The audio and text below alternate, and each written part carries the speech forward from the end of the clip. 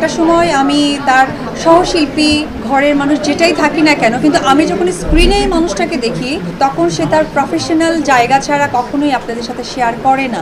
আসলে আমাকে উনিই বলেছেন, তুমি যখন ক্যামেরার জায়গায় যাবা তখন তুমি কিন্তু শুধু একজন অপু বিশ্বাস। ব্যক্তি জায়গাটা যেহেতু উনি নিষেধ করেছেন, সো আমি এটা আনতে চাই না। একটা মানুষ প্রমাণ দিতে ব্যস্ত। জয়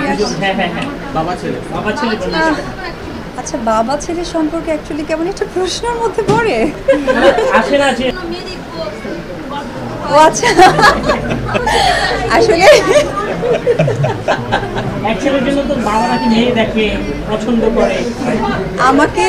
আমাকে লিটারেলি আপনি যে মানুষটির নাম বললেন, উনি একজন সুনামধন্য অভিনেতা। আপনাদের কাছে আমি যতটুকু জানি, উনি যখন আপনাদেরকে ফেস করে তখন উনি ওনার কাজের জায়গাটাই আপনাদের কাছে ফেস করে। কারণ ওনার একটা সময় আমি তার সহশিল্পী, ঘরের মানুষ যেটাই থাকি না কেন, কিন্তু আমি যখন স্ক্রিনে এই মানুষটাকে দেখি তখন সে তার প্রফেশনাল জায়গা ছাড়া কখনোই আপনাদের সাথে শেয়ার করে না।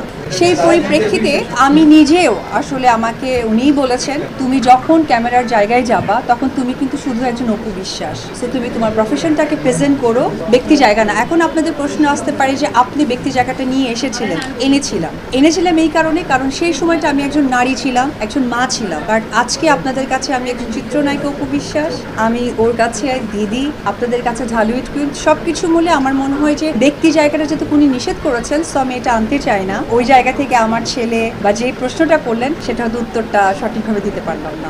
যে কথায় প্রশ্নবিদ্ধ হয় বারবার, এবং অনেক সময় সোশ্যাল মিডিয়াতে দেখি যে প্রশ্নবিদ্ধটা এই কারণে হয় যে একটা মানুষ প্রমাণ দিতে ব্যস্ত, কিন্তু যে প্রমাণের আশায় আপনারাও সকলে আছেন সেই প্রমাণটা স্কিপ করে যায়। তো তাহলে এমন কোনো কথা আমি আপনাদের সমাজ মাধ্যমে বলে বিতর্ক সৃষ্টি করব না যে বারবার আমাকেই সেখানে আপনারা তীর ছুঁড়ে দেবেন। সো আমার কাছে মনে হয় যে এমন কোনো প্রশ্ন, এমন কোনো টপিক আমি সামাজিক মাধ্যমে বলবো না যেটা আমাকেই বারবার প্রশ্নবিদ্ধ করবে। সো আমার কাছে মনে হয় যে সকলেই অনেক বুদ্ধিমান এবং তার বুদ্ধির জায়গা থেকে এত দূর দূর জায়গাগুলোতে বিলং করে। তাদের শুভ বুদ্ধি হোক, এটাই আমার শুভকামনা থাকবে।